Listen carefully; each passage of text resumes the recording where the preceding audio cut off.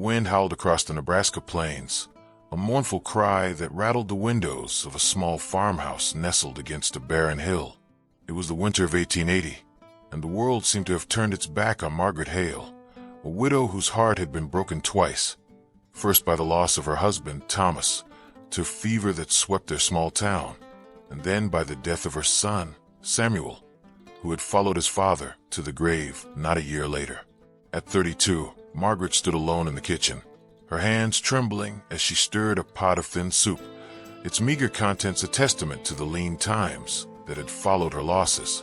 Her dark hair, once vibrant, was streaked with gray, and her eyes, a deep green, held a sorrow that seemed to mirror the desolate landscape outside. 3 years ago, her life had been full. Thomas had been a farmer, his hands rough but gentle, his laughter a constant melody in their home. Samuel, their only child, had been a boy of 10, with his father's crooked smile and a curiosity that lit up the world. They had worked the land together, planting corn and dreaming of a future where Samuel would grow strong and carry their legacy. But the fever had come like a thief, stealing Thomas in a matter of days, and Samuel, weakened by grief, had succumbed to the same illness. Margaret had buried them beneath the oak tree behind the house, their graves marked by simple stones. And with them, she had buried her hope. The farmhouse was a shell now, its walls bare, its rooms silent. Margaret moved through her days like a ghost, tending to the few chickens that remained, her hands raw from chopping wood in the bitter cold. The townsfolk, kind but distant, offered what they could, sacks of flour, a basket of apples, but their pity only deepened her isolation.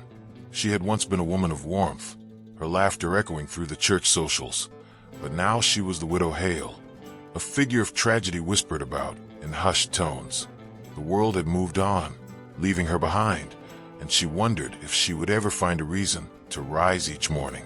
It was on a snowy evening, as the wind tore through the broken shutters, that Margaret heard a sound that broke the silence, a faint knock at the door. So soft she thought it was the storm at first. She opened it, the cold biting her skin, and found a boy standing on her porch, his thin frame shivering beneath a tattered coat. He was no more than 12, his hair a tangle of brown curls, his face pale and streaked with dirt. His eyes, a startling green, met hers with a mix of fear and defiance, and Margaret's breath caught, for in that moment, he looked so much like Samuel it was as if her son had returned from the grave. "Who are you?" she asked, her voice trembling, not from the cold but from the shock of his resemblance. The boy's teeth chattered, his hands clutching a small bundle tied with string. "Elijah," he said, his voice barely audible over the wind. "Got nowhere else to go." Margaret's heart twisted, torn between the instinct to pull him inside and the fear that this was some cruel trick of fate. She saw the way his knees buckled, the hunger in his sunken cheeks, and her resolve wavered. "Come in," she said, stepping aside, her hands shaking as she closed the door against the storm. The boy stumbled inside, his eyes darting around the small room, taking in the sparse furnishings, the table with its single chair, the fire burning low in the hearth, the quilt draped over a bench. Margaret guided him to the fire, wrapping the quilt around his shoulders, her movements automatic, driven by a mother's instinct she thought she had lost. She ladled soup into a bowl, its warmth meager but all she had, and set it before him. Elijah ate slowly, his hands trembling, and Margaret watched, her heart caught in a storm of memory. His features, the curve of his jaw, the way his curls fell over his forehead, were so like Samuel's that she could scarcely breathe. "Where are your people?" she asked, her voice soft but urgent. Elijah's eyes dropped to the bowl, his shoulders hunching. "Ain't got none," he said. "Ma died last spring. Pa, he left us before that. Been on my own since." His words were matter of fact, but they carried a weight that broke Margaret's heart. She saw herself in him, alone and abandoned by a world that offered no mercy. Yet there was something else, a spark in his eyes that reminded her of Samuel's stubborn hope, and it stirred a longing she had buried deep. She wanted to ask more, to understand why this boy, so like her son, had come to her door, but exhaustion clouded his face, and she could not bear to press him. "You can sleep here tonight," she said, gesturing to the pallet by the fire. "We'll sort things out in the morning." Elijah nodded, his eyes heavy and curled up beneath the quilt, his small form swallowed by its folds. Margaret sat by the fire, watching him sleep, her mind a tumult of grief and wonder. Was this fate, bringing her a boy who could fill the void Samuel had left? Or was it something more, a test of her heart's capacity to love again? As the fire died to embers, Margaret's gaze drifted to the window, where the snow fell in silent waves. She thought of Thomas, of Samuel, of the life they had planned, now reduced to memories and graves. The boy's presence was a mystery, a spark of light in her darkness, but it carried a weight she could not yet name.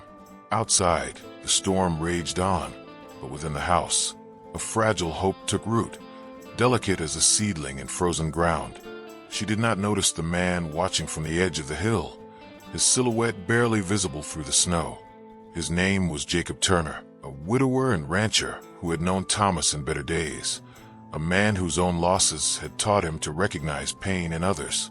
He had seen the boy wandering the town's edges, had followed him to Margaret's door, drawn by a sense of duty he could not explain. Now, as he watched the faint glow of her fire, he felt a pull toward the house, toward the woman and the boy who needed more than he could yet offer. He turned his horse into the storm, his heart heavy with purpose, knowing he would return. The storm had softened by morning, its howl reduced to a gentle sigh that brushed against the farmhouse's weathered walls. Margaret Hale woke to the faint crackle of the fire she had tended through the night, her body stiff from hours spent in the single chair by the hearth. Across the room, Elijah slept on the pallet, his small form curled beneath the quilt, his face softened by sleep but still bearing the marks of hunger and hardship. The sight of him, so like her lost Samuel in the curve of his jaw, the sweep of his lashes, stirred an ache in her chest, a mix of grief and wonder that kept her gaze fixed on him. The Nebraska dawn filtered through the window, casting a pale light across the room, and Margaret rose, her movements quiet so as not to wake the boy. She stirred the fire, adding a log from the dwindling stack, and set a kettle on the stove, the promise of coffee a small comfort in the vastness of her solitude.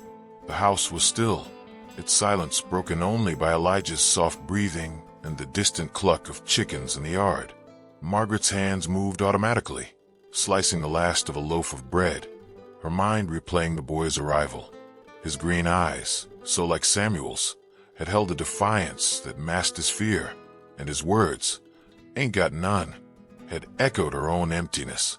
She wanted to believe his presence was a gift, a second chance to be a mother, but doubt gnawed at her, whispering that hope was a cruel illusion. The kettle began to hum, and Margaret poured the coffee, its bitter scent grounding her. She stepped to the window, her eyes scanning the snow-dusted yard, and froze at the sight of fresh hoofprints leading away from the house. They were faint, half covered by the night snowfall, but unmistakable, and her heart quickened. Someone had been here, watching, though she could not say why. The thought sent a chill through her, but she pushed it aside, turning back to Elijah, who was stirring now, his eyes blinking open.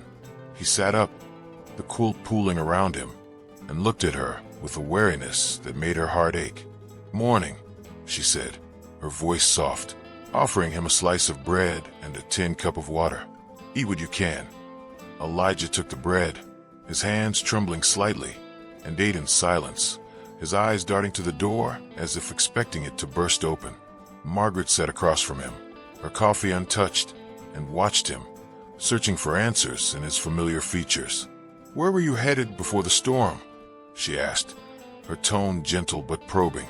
Elijah's shoulders hunched, his gaze fixed on the bread. "Nowhere," he said, his voice low. "Just away." The words were heavy, carrying a story he was not ready to tell, and Margaret nodded, sensing the fragility of his trust. She wanted to ask more, about his mother, his father, the life that had left him so alone, but his guarded expression stopped her. Instead, she rose, fetching a pair of socks from a drawer, their wool darned but warm. "These'll keep your feet dry," she said, setting them beside him. Elijah looked at them, then at her, his eyes softening just enough to give her hope. The door creaked open, and Margaret tensed, her hand gripping the table. A man stood in the doorway, his hat dusted with snow, his broad shoulders filling the frame. He was Jacob Turner, the rancher who had watched from the hill the night before, a widower whose own losses had bound him to the Hales and better days. His face was weathered, his eyes a deep brown that held both kindness and sorrow, and he carried a small sack of provisions, flour, beans, a jar of preserves. "Morning, Margaret," he said, his voice low and respectful. "Saw the storm hit hard. Thought you might need these." Margaret's breath steadied, though her heart still raced. She knew Jacob from church, from the days when Thomas and Samuel were alive, but his presence now felt like an intrusion, a reminder of the world she had shut out. "Thank you," she said, her voice tight, taking the sack and setting it on the table. Jacob's gaze flickered to Elijah, his expression unreadable, and the boy shrank back, his bread forgotten. "Who's this?" Jacob asked, his tone curious, but not pressing. "Elijah," Margaret said, her hand resting on the boy's shoulder, a protective gesture that surprised her. He needed shelter from a storm. Jacob nodded, his eyes lingering on Elijah's face, and Margaret wondered if he saw it too. The resemblance to Samuel, so striking it felt like a miracle or a curse. "He's welcome to stay," Jacob said, his voice steady. "I've got a barn not far, with a loft and plenty of hay, if you need a place for him, or for you." The offer was simple, but it carried a weight that made Margaret pause, her instinct to refuse warring with the boy's obvious need.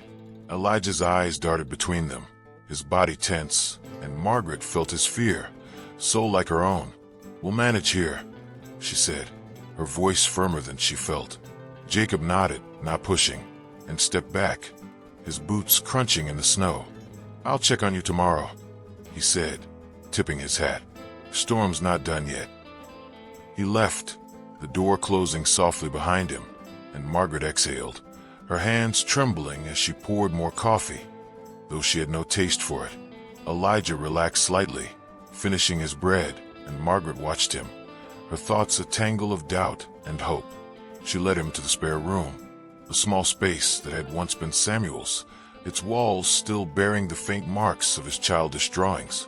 The bed was narrow, its quilt faded, but it was clean, and Elijah's eyes widened at the sight. "You can rest here," she said, her voice catching as she saw him in Samuel's place. "I'll be in the kitchen." He nodded, clutching his bundle, and Margaret closed the door, her heart heavy with memories. The day passed quietly, Margaret tending to the chickens while Elijah explored the yard, his steps cautious but curious. She watched him through the window, noting the way he moved, so like Samuel, yet different, his defiance a shield against a world that had offered him little. When he returned, his cheeks flushed from the cold, she handed him a scarf, its wool soft and warm. "Keep it," she said, and he took it, his fingers brushing hers, a small connection that felt like a beginning. As evening fell, they sat by the fire, the soup warming their hands, and Margaret spoke softly, telling stories of the land, of the oak tree where Thomas and Samuel rested. Elijah listened, his eyes bright with interest, and for the first time, he spoke of his mother, her voice soft in his memory, her death a wound still raw. Margaret's heart ached for him, for herself, and she felt a bond forming, fragile but real.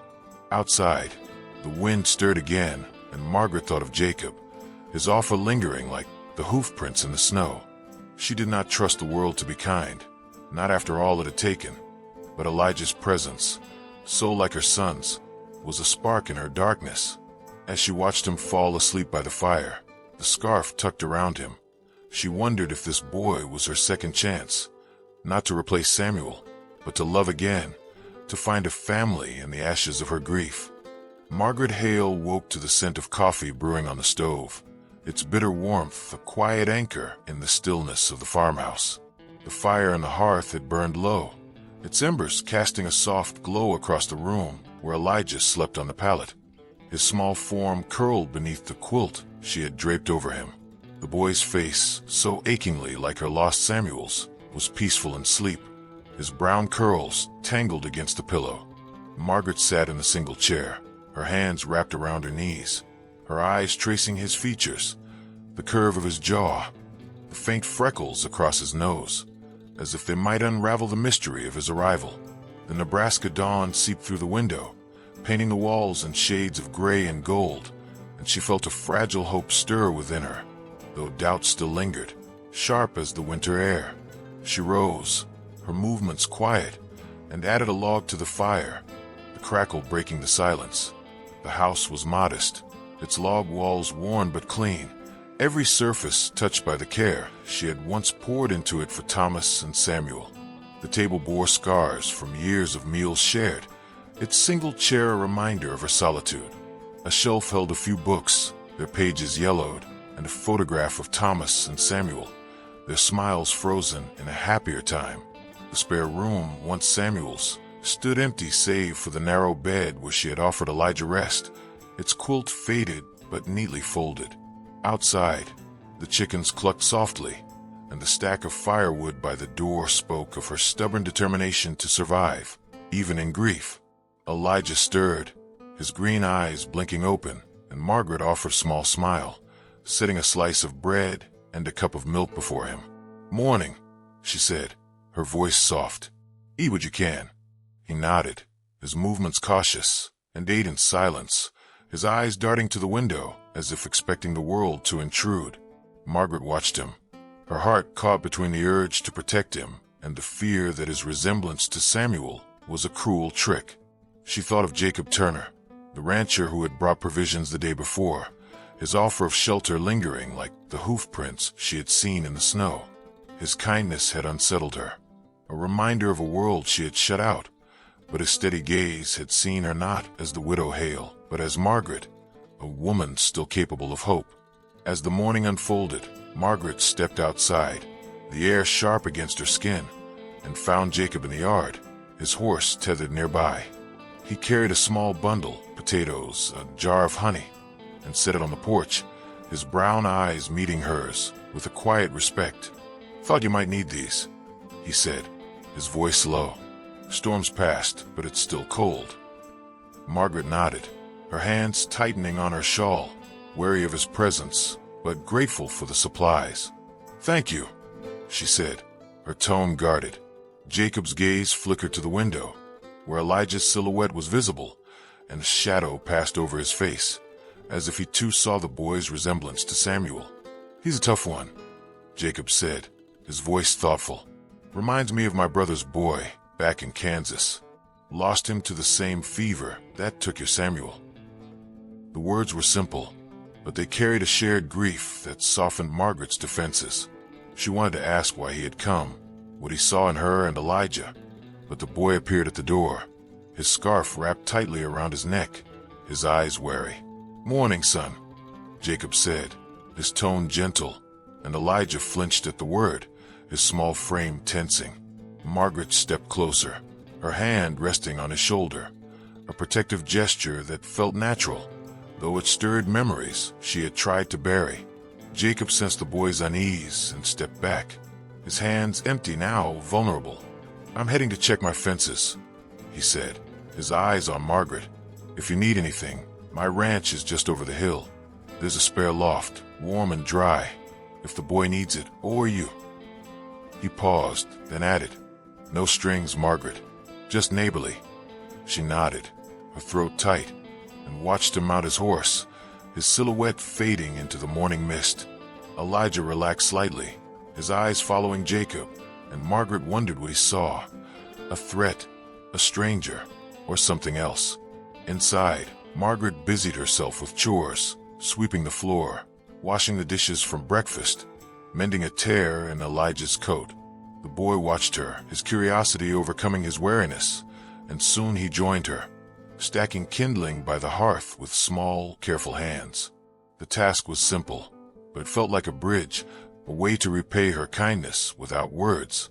Margaret noticed the way he moved, so like Samuel, yet marked by a hardness her son had never known, and her heart ached for the life he must have led. "You're good with your hands," she said, her voice soft, and Elijah's cheeks flushed, a faint smile breaking through his guard. As the day wore on, Margaret found herself drawn to small gestures. A clean pair of socks left for Elijah, a warm scarf draped over his shoulders, no pressure in the act. She watched him through the window as he explored the yard, tossing grain to the chickens, his laughter a rare, bright sound that filled the house with life. When he returned, his boots muddy but his eyes bright, she handed him a cup of milk, her fingers brushing his. "Stay warm," she said, and he nodded, the scarf tucked around him like a shield. Their first honest conversation came that evening, as they sat by the fire, soup warming their hands. "You don't have to tell me anything," Margaret said, her voice low, echoing Jacob's offer. "But if you want to stay, there's a place for you." Elijah's eyes met hers, green and searching, and for a moment, she saw Samuel in him, not just in his face, but in the spark of hope that flickered there. "Don't know where else I'd go," he said, his voice barely audible. "Ma said to keep moving, but I'm tired." The words were raw, a confession that broke Margaret's heart, and she nodded, her hand resting lightly on his. She chose to keep him, though she did not say it aloud. Instead, she helped him settle into the spare room, its walls still bearing Samuel's drawings, the bed now his. As he fell asleep, the scarf tucked around him, Margaret stood in the doorway, her heart heavy with memory and possibility. She thought of Jacob, his quiet offer, his steady presence, and wondered if he, too, was part of this strange fate that had brought Elijah to her door. The world outside was cold, its cruelties waiting, but here, in this small house, she felt a stillness she had not known since Samuel's laughter filled it. For the first time in years, Margaret dared to believe in a second chance, fragile but real, like the first green shoots of spring. The Nebraska plains began to thaw, the snow melting into rivulets that fed the earth, coaxing faint green from the barren hills. Margaret Hale stood in the yard of her farmhouse, the morning air crisp against her skin, her hands busy hanging laundry on a line strung between two posts. Elijah was nearby, tossing sticks into a small pile, his movements quick but careful, as if testing the boundaries of this new life. The boy's presence, so like her lost Samuel's, had woven itself into her days, a fragile thread of hope that both warmed and frightened her. The house, once a tomb of grief, now hummed with small signs of life. Elijah's laughter, the clatter of dishes, the warmth of the fire she tended with renewed purpose. Yet Margaret's heart remained guarded, haunted by the fear that this peace was temporary, that the world would reclaim what it had briefly lent her. Jacob Turner's visits had become a quiet constant, his horses' hoof prints a familiar mark in the yard. He brought supplies, sacks of grain, a bundle of carrots, a tin of molasses, and his steady presence stirred something in Margaret she was not ready to name. She saw the man he was, a widower whose own losses had carved lines into his face, yet whose kindness carried no expectation. He spoke little of himself, but his actions, mending a loose board on the porch, leaving a pair of gloves for Elijah, spoke of a man who understood grief and chose to build from it. Margaret watched him, her suspicions softening, though she held tight to her independence, afraid to lean too heavily on anyone after all she had lost. One morning, as the sun broke through the clouds, Margaret found herself in the kitchen, kneading dough for bread, the act grounding her in a way she had forgotten. Elijah sat at the table, whittling a stick with a small knife Jacob had given him, his tongue peeking out in concentration. The resemblance to Samuel was uncanny, the way he tilted his head, the spark in his green eyes, and Margaret's hands paused, her heart caught in a tide of memory. "You're good at that," she said, her voice soft, and Elijah's cheeks flushed, a shy smile breaking through his usual wariness. "Ma taught me," he said, his voice low. "Said it'd keep my hands busy." The door opened, and Jacob stepped inside, his hat in hand, a small sack of apples over his shoulder. "Morning," he greeted, his eyes meeting Margaret's with a warmth that made her pulse quicken. "Found these in town. Thought they'd make a fine pie." He set the sack on the table, his gaze flickering to Elijah, who paused his whittling, watching the rancher with cautious curiosity. Margaret nodded, her hands dusting flour from her apron. "Thank you, Jacob," she said, her tone softer than before, though still guarded. "You're spoiling us." Jacob smiled, a faint sadness in his eyes. "Not spoiling," he said, "just doing what neighbors do." He knelt beside Elijah, inspecting the stick. "That's a fine start," he said, his voice gentle. "Want to try carving a horse?" Elijah hesitated, then nodded, and Jacob showed him how to angle the knife, their hands working together in a quiet rhythm. Margaret watched, her heart stirring at the sight of the boy's trust growing, her own walls weakening under Jacob's steady kindness. As the days passed, Margaret found herself drawn to Elijah's small moments of healing. He helped her with chores, collecting eggs, hauling water from the well, his movements growing surer, his laughter brighter. She taught him to bake bread, their hands shaping the dough together. And when he spoke of his mother, his voice was less raw, more wistful. Jacob joined them often, his presence a bridge between Margaret's solitude and this new life. He told stories of the plains, of buffalo herds, of stars that guided lost travelers, and Elijah listened, his eyes wide, while Margaret felt her own stories stirring, though she shared them sparingly. One afternoon, as the air carried the scent of new grass, Margaret walked to the oak tree where Thomas and Samuel rested, her boots sinking into the soft ground. Elijah followed unasked, his scarf tucked around his neck. She knelt by the graves, her fingers brushed the stones, and for the first time, she spoke of her son, her voice trembling but steady. "He was like you, Samuel," she said, "always curious, always finding trouble." Elijah stood beside her, his small hand slipping into hers, and she felt a tear fall, not just for Samuel, but for the boy who had survived so much alone. Jacob appeared later, his horse grazing nearby, a small wooden box in his hands. "Found this in my barn," he said, offering it to Margaret. Inside was a pair of mittens, their wool soft and warm, their stitches delicate but strong. "My wife made them," he said, his voice low. "Thought they'd suit you." Margaret's throat tightened, her fingers tracing the wool, the gesture heavy with meaning. "They're beautiful," she said, her eyes meeting his, and for a moment, the world seemed to hold its breath.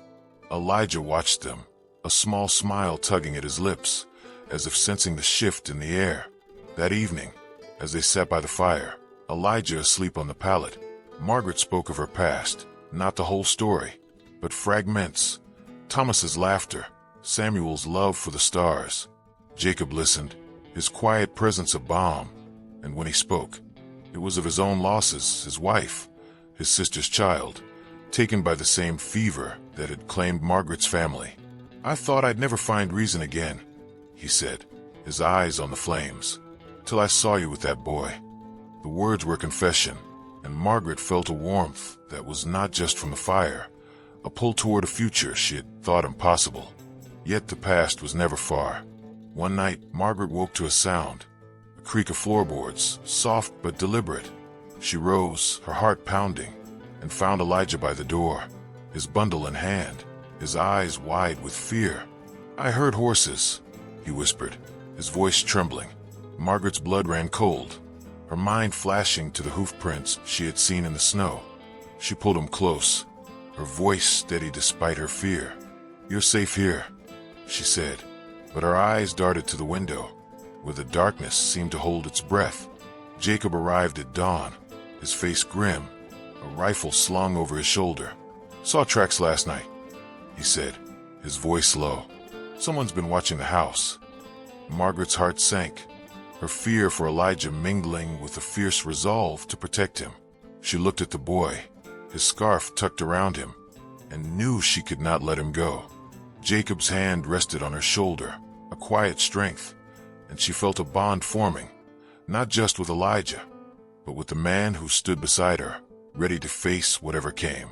As the sun rose, painting the plains in hues of hope, Margaret knew this was her second chance, and she would fight to keep it. Spring crept across the Nebraska plains, its gentle touch softening the earth, and coaxing green from the hills around Margaret Hale's farmhouse. The air carried the scent of new grass, and the morning sun spilled through the window, warming the kitchen where Margaret kneaded dough. Her hands steady, but her heart restless, Elijah sat at the table, his small fingers carving a wooden bird under Jacob Turner's guidance, his green eyes bright with focus. The boy's presence, so achingly like her lost Samuel's, had become a cornerstone of her days, his laughter and curiosity filling the house with a life she had thought gone forever. Yet the hoof prints Jacob had found, the creak of floorboards in the night, lingered in her mind, a reminder that the world beyond her door was not done with its cruelties. Jacob had become a steady presence, his visits as regular as the sunrise, each one marked by small acts of kindness, a sack of flour, a mended fence, a quiet story told by the fire. Margaret saw the man he was, a widower whose grief mirrored her own, yet whose strength had not hardened into bitterness, but softened into care. She felt a pull toward him, a warmth that stirred beneath her guarded heart, though she feared to name it. Elijah, too, had begun to trust him, following him to the barn to feed the horses or listening raptly to tales of the plains. The boy's resemblance to Samuel was a constant ache, but it was also a gift, a chance to love again, and Margaret clung to it, even as fear whispered that it could be taken away. One morning, as the air hummed with the promise of spring, Margaret stood in the yard, hanging laundry, while Elijah chased a chicken, his laughter ringing like a bell. Jacob approached, a small bundle of wildflowers in his hand, their purple petals vibrant against his calloused fingers. "Found these by the creek," he said, his voice low, his brown eyes meeting hers with a quiet intensity. "Thought they'd brighten the house." Margaret took them, her fingers brushing his, and felt a spark that made her breath catch. "They're lovely," she said, her voice soft, and for a moment they stood in silence, the world narrowing to the space between them. Elijah ran up, his scarf loose around his neck, and tugged at Margaret's skirt. "Can I help with the pie today?" he asked, his eyes bright. Margaret nodded, her smile genuine, and the three of them moved inside, the flowers placed in a tin cup on the table, their color a small defiance against the gray of her past. As they worked, Margaret slicing apples, Elijah rolling dough, Jacob stoking the fire, the kitchen filled with a warmth that felt like family, fragile but real. Margaret watched Jacob show Elijah how to crimp the pie's edges, his patience a steady anchor, and felt her heart open further, though fear still lingered, a shadow she could not shake. The days passed in quiet moments of healing. Elijah thrived, his wariness fading as he helped with chores or ran through the yard, his laughter a melody that softened the edges of Margaret's grief. She told him stories of Samuel, of the boy who had loved the stars, and Elijah listened, his own stories of his mother spilling out, her songs, her strength, her loss. Jacob joined them often, his presence a bridge between their pasts and this new life. He spoke of his wife, of the child he had buried, his voice steady but heavy, and Margaret felt a bond growing, not just with Elijah, but with the man who stood beside her, his kindness a light in her darkness. Yet the thread of the hoofprints loomed. One afternoon, as Margaret and Elijah tended the chickens, a distant rumble broke the stillness, hooves, heavy and purposeful, approaching from the direction of town. Margaret's heart seized, her hands freezing on the grain bucket. She pulled Elijah close, her voice low. "Stay near the house," she said, her eyes scanning the horizon. Jacob appeared from the barn, his rifle in hand, his face grim but resolute. "Get inside," he said, his voice calm but urgent. Margaret nodded, guiding Elijah to the kitchen, her heart pounding as she peered through the window. 3 riders emerged, their figures stark against the green hills. At their head was a man Margaret recognized, Mr. Caldwell, a local merchant who had once courted her, his offers of marriage laced with a possessiveness that chilled her. He had heard of Elijah's arrival, of Margaret's refusal to remarry, and his pride had turned to resentment. "Mrs. Hale," he called, dismounting, his voice smooth but edged with menace. "You've taken an astray, I hear. That boy belongs to the orphanage, or to someone who can pay for him." His eyes flicked to Jacob, who stood in the yard, his rifle steady. "You're making trouble, Turner." Jacob's voice was low, unyielding. "The boy stays with Margaret. He's not yours to claim." Margaret stepped outside, her hands trembling, but her resolve fierce. "Elijah is family," she said, her voice clear despite the fear clawing at her. "He's not going anywhere." Caldwell's smile was cold, his hand resting on his pistol, but Jacob's stance was unwavering, his neighbors appearing now, their horses lining the hill, their presence a silent warning. Caldwell's men hesitated, sensing the shift in power, and Margaret's heart raced, her hand resting on Elijah's shoulder as he stood beside her, his scarf clutched tightly. "You'll regret this," Caldwell spat, but he mounted his horse, signaling his men to follow. They rode off, their dust cloud fading into the hills, leaving a heavy silence. Margaret's knees weakened, but Jacob was there, his hand steadying her, his eyes warm with relief. "You're safe now," he said, his voice a promise. Elijah clung to her, his small arms a reminder of why she had fought. That evening, as they sat by the fire, Elijah asleep against Margaret's side, Jacob spoke, his voice low. "You've given that boy a home," he said, his eyes on the flames. "And me, you've given me hope again." Margaret's throat tightened, her fingers brushing the mittens he had given her, their wool a symbol of his care. "You've stood by us," she said, her voice trembling. "I don't know how to thank you." Jacob's hand found hers, his grip warm and sure, and for a moment, the world felt whole. As night fell, Margaret looked at Elijah, his face peaceful in sleep, and knew she had found not just a son but a purpose. Jacob's presence, steady and kind, was a light she had not expected, a chance to love beyond her grief.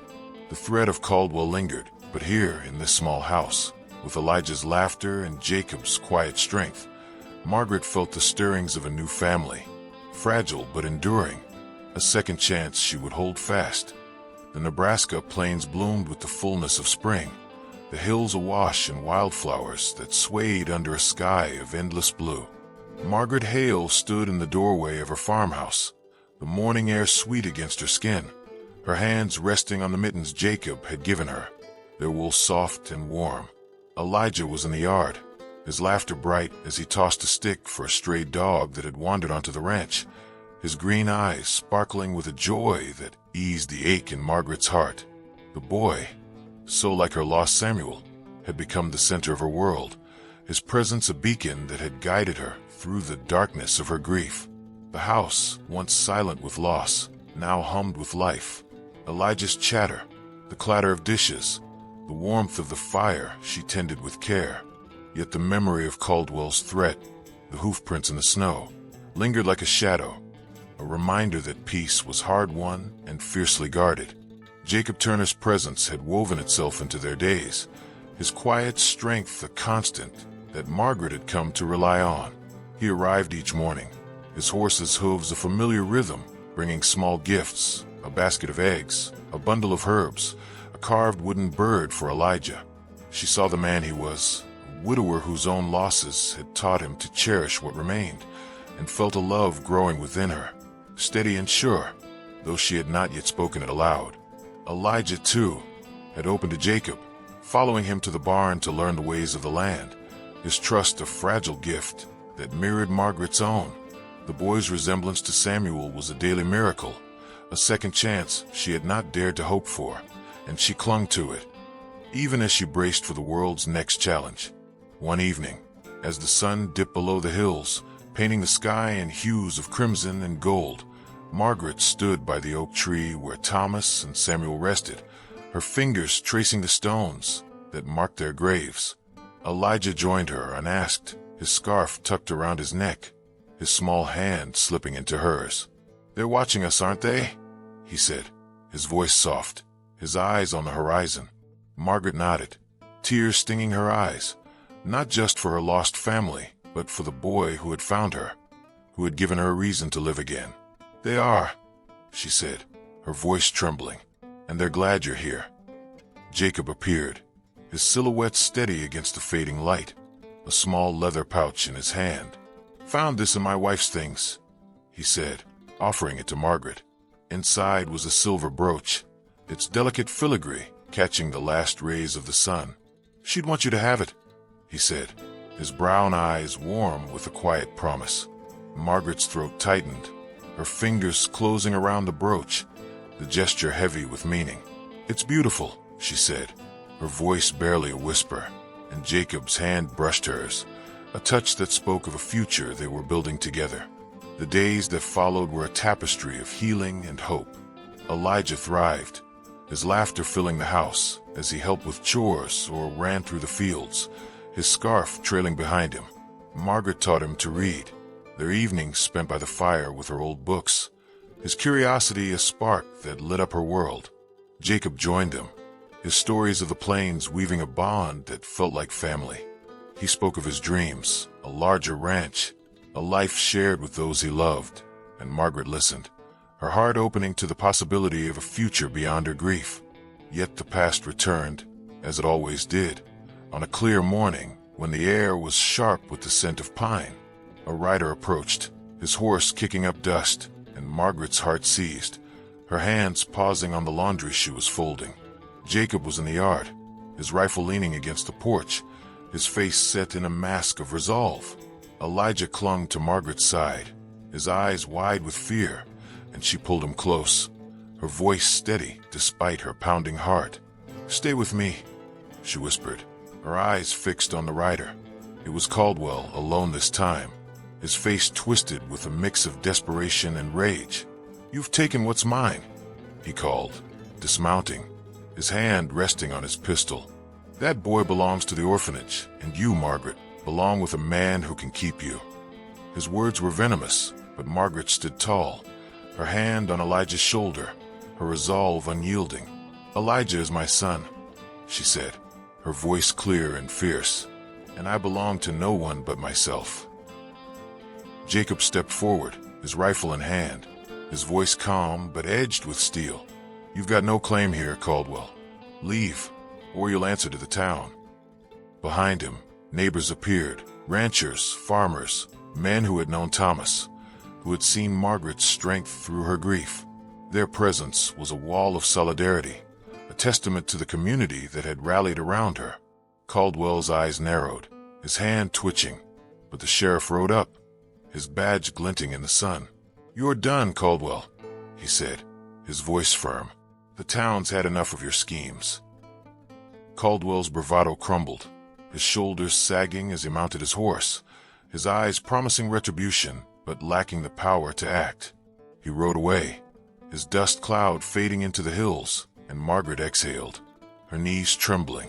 Jacob's hand found hers, his grip warm and steady, and Elijah hugged her tightly, his small arms a reminder of why she had fought.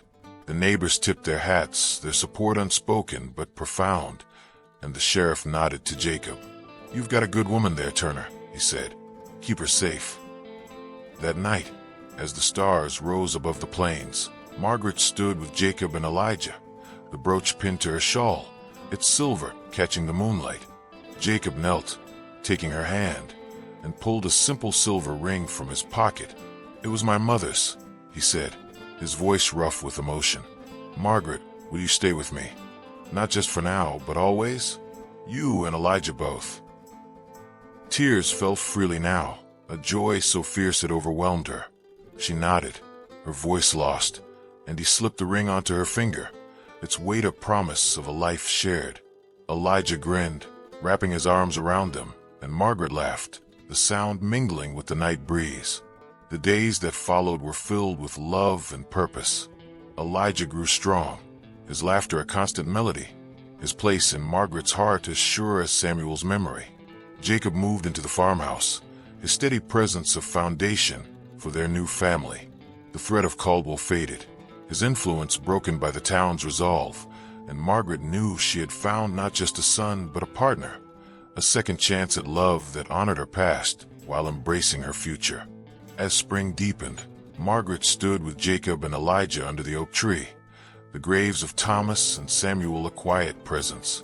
The plain stretched out before them, vast and alive, and Margaret felt whole, her heart bound to the man and boy who had become her family. She had come to this place broken, a widow with nothing but grief. Now she was Margaret, loved and healed, her second chance a gift she would cherish forever.